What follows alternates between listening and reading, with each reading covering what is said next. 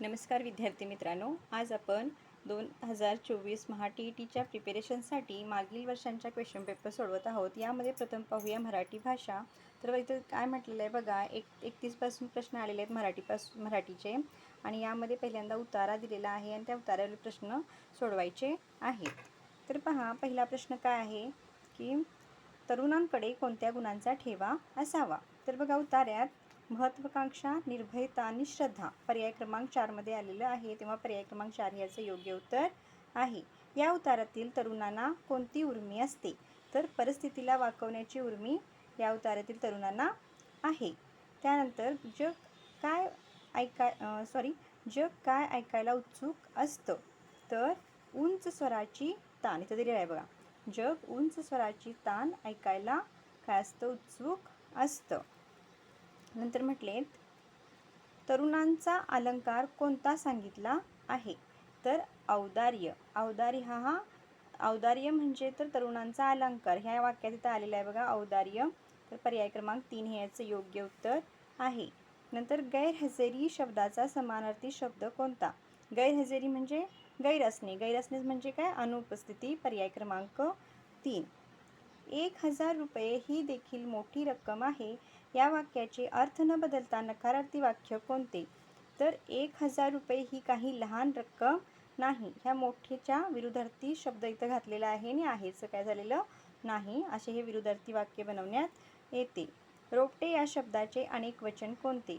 तर एक असेल तर रोपटे, अनेक असतील तर रोपटी किंवा रोपे म्हणतात, पण इथं रोपटी हा पर्याय क्रमांक योग्य राहील। त्यानंतरचा प्रश्न पहा, पुढीलपैकी कोणत्या वाक्यात सकर्मक क्रियापद आले आहे? तर अबोली निबंध लिहिते, यामध्ये सकर्मक क्रियापद आले आहे। अतिशहाणा त्याचा बैल रिकामा या म्हणीचा अर्थ कोणता? तर वाजवीपेक्षा जास्त शहाणपण नुकसानकारक ठरते, हा त्याचा अर्थ होतो। मी स्वतः त्याला पाहिले या वाक्यातील अधोरेखित सर्वनामाचा प्रकार कोणता? तर मी स्वतः म्हणजे आत्मवाचक सर्वनाम। पुढीलपैकी गुणविशेषणाचे उदाहरण कोणते?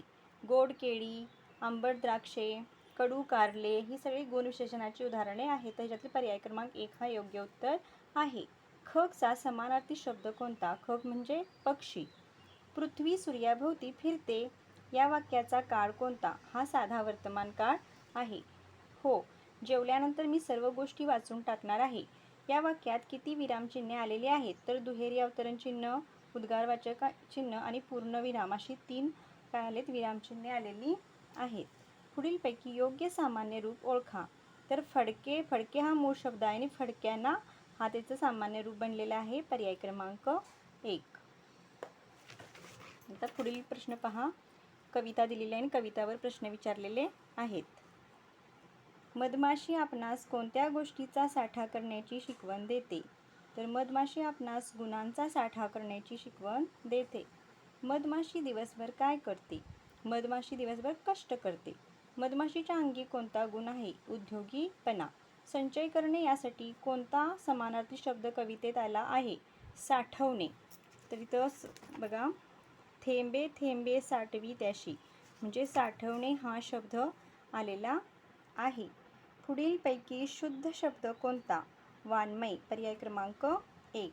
पुढीलपैकी अर्थाच्या दृष्टीने गटात न बसणारा शब्द ओळखा। नेता, नायक, म्होरक्या हे समानार्थी शब्द आहेत आणि गुंडा हा शब्द वेगळा आहे, त्यामुळे पर्याय क्रमांक 4।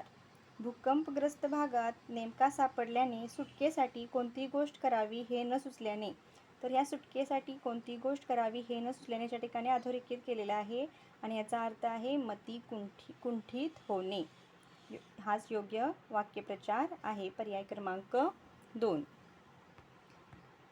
त्यानंतर पहा, फेब्रुवारी 2009 मध्ये सॅन होजे, अमेरिका येथे झालेल्या विश्व मराठी साहित्य संमेलनाचे अध्यक्ष कोण होते?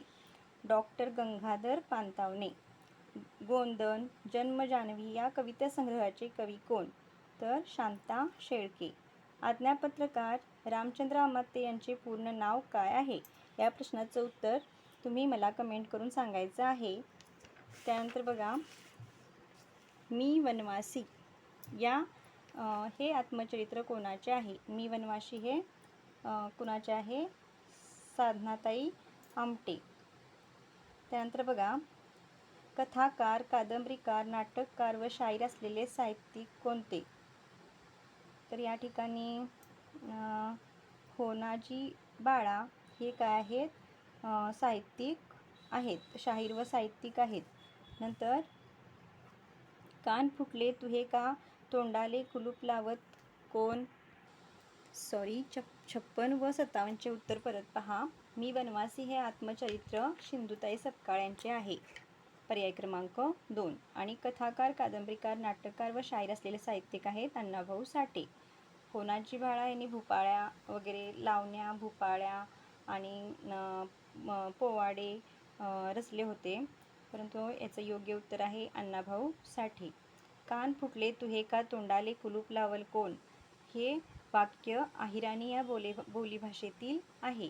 पुढीलपैकी कोणता वर्ण कठोर वर्ण आहे? तर फ हा कठोर वर्ण आहे. नंतर आ हा स्वर कोणत्या वर्ण प्रकारात मोडतो? तर कंठवर्ण प्रकार, कंठोष्ठ आहेत ते, कारण कंठवर्ण आहेत. सर्व स्वर हे कंठवर्ण आहेत, अ पासून आहापर्यंत.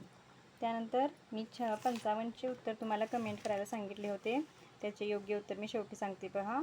पर्याय क्रमांक 2, रामचंद्र निळकंठ बावडेकर. थँक्यू.